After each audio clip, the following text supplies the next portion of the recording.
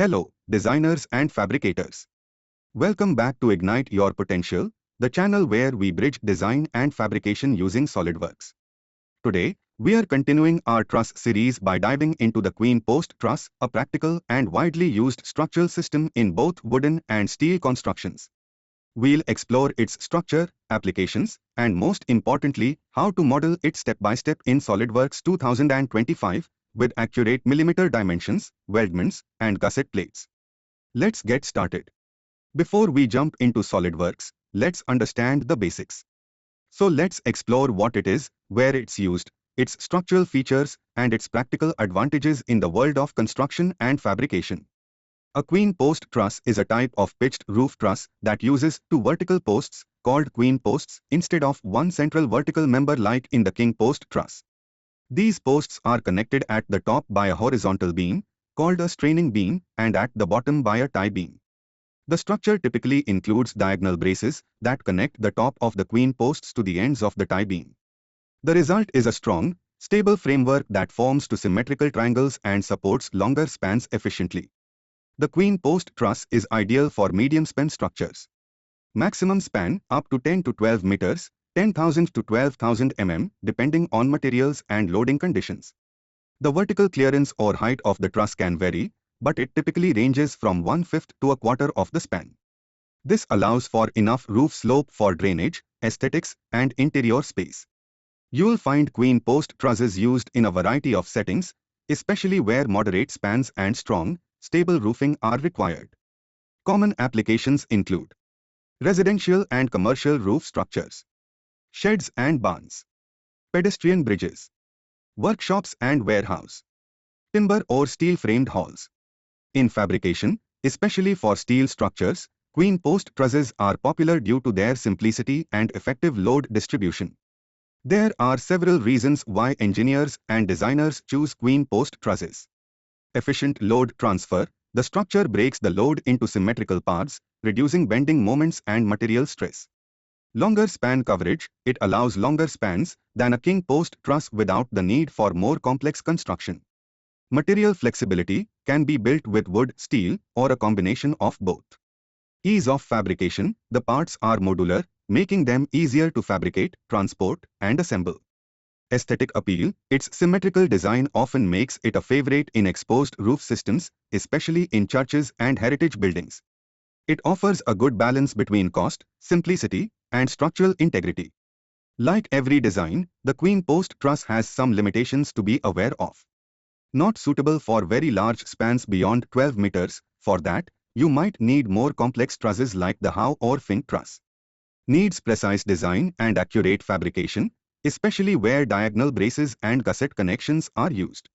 For heavier loads or wide spans, material thickness and joint strength become critical factors. Not ideal for flat roofs, as it works best with a pitched roof profile. Still, with proper design and fabrication, the Queen Post Truss remains a go-to solution for many mid-size structures. First, let's create a new part file in SolidWorks. Go to File New Part and open a sketch on the front plane. We'll draw the bottom chord of the truss, a horizontal line of 6,000 millimeters. Next, add the two vertical Queen posts, each 2,000 millimeters high, positioned at 2,000 millimeters from the ends. Connect the top ends of these posts with a horizontal line to form the top chord between them.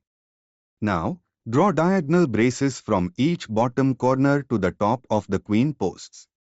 This completes our basic 2D sketch of the Queen Post Truss. Don't forget to fully define the sketch using Smart Dimension.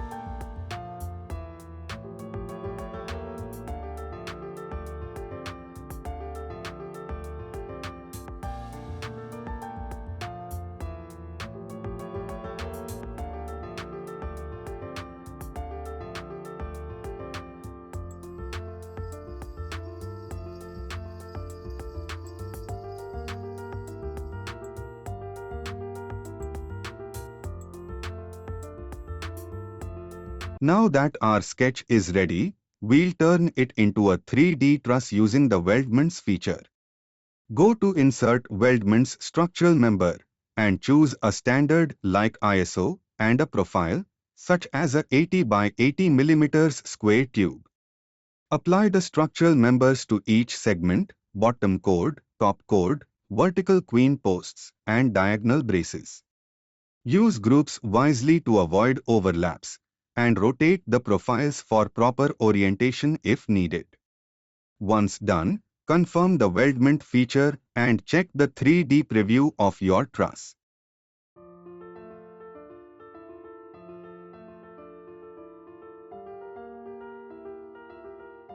Let's reinforce the joints by adding gusset plates. Start a new sketch on a plane where members intersect, for example, the joint between the bottom chord and diagonal brace. Draw a triangle or trapezoid shape that fits over the joint area, as per gusset plate design, wide and 5 mm thick. Repeat this for all key joints, ensuring consistent plate size.